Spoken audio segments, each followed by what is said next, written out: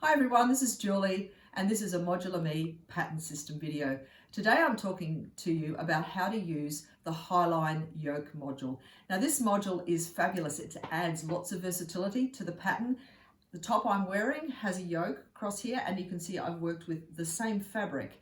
But when I was making this top, I was working with lots of scraps. So the yoke gives you the option to maximize the use of leftover pieces. You could also choose to work with the same fabric, maybe change the direction of the fabric like I've done in this one, or like this top here, to actually work with completely different materials to create a color blocked look. So we're going to I'll leave the use of the yoke version to you. Just let your creativity take over and have lots and lots of fun with it. Now included with the module is a set of notes that will take you step by step through everything that you will need to know. But the purpose of this video is to show you basically how to join the bodice onto the yoke. Now let's have a look here. This is your final version of your base pattern. Now I know some people, their size might match one of our sizes perfectly and they're working with just a straight size.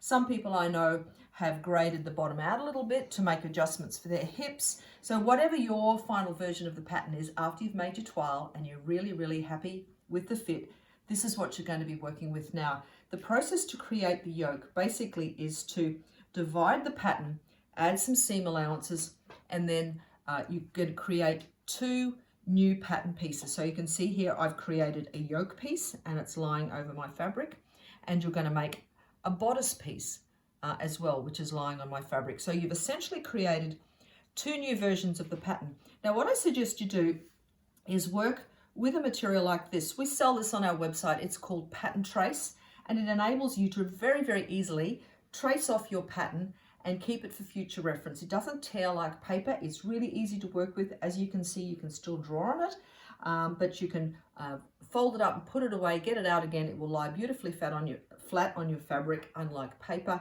and it won't degrade with time, if you keep pinning through it. And the other thing is, as you can see, you're able to view the design on your fabric through it, which enables you, if you want to be able to move the pattern around to capture the part that you particularly like. So what I'm going to do now is very quickly just stitch these together. So I've cut out the bodice. Now, just to clarify this, I decided I wanted this a little bit longer, so I've added some extra length, and I've actually graded it out a little tiny bit more as well, just to put a bit more volume in the sides. I could just as easily have cut it exactly the same as the pattern.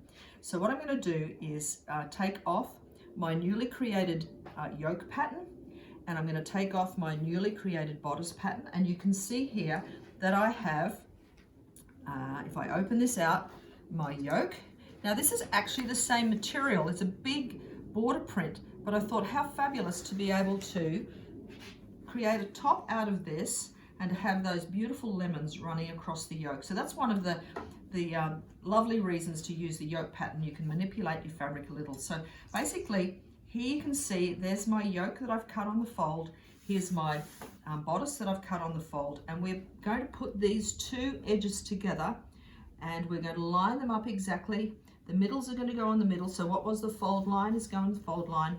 It's all completely symmetrical. I need to move that across there like that. I'm just going to pop some pins in this and then quickly stitch it and then show you how to trim the pattern at the end. So just pin that together. This gets stitched with a 1.5 centimeter seam allowance is what we've allowed when we created our new pattern. Just pin that well so that as you stitch across, nothing can move. Now I'm just going to pop to the sewing machine. I'm going to back stitch at both ends of this little seam. So just bear with me while I stitch across there and then do my little back stitch. And then I'm just going to stitch the whole way across, removing the pins as I go, like this.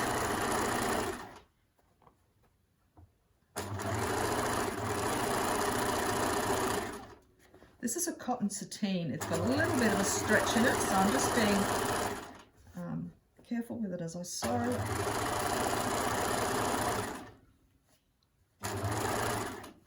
Just going to stitch as far as I can.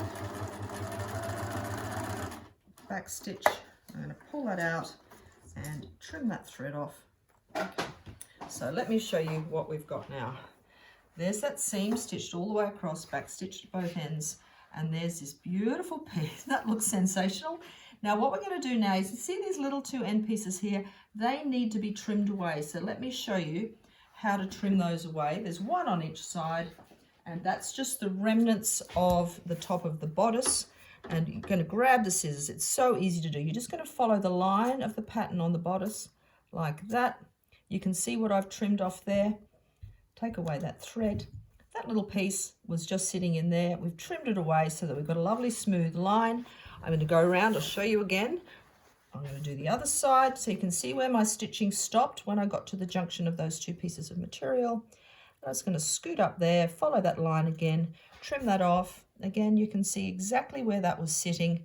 Now when I fold this out, how beautiful does that look? And what you're going to do is actually press the seam allowance down, and there is your yoke completed and ready to then proceed with the rest of the garment.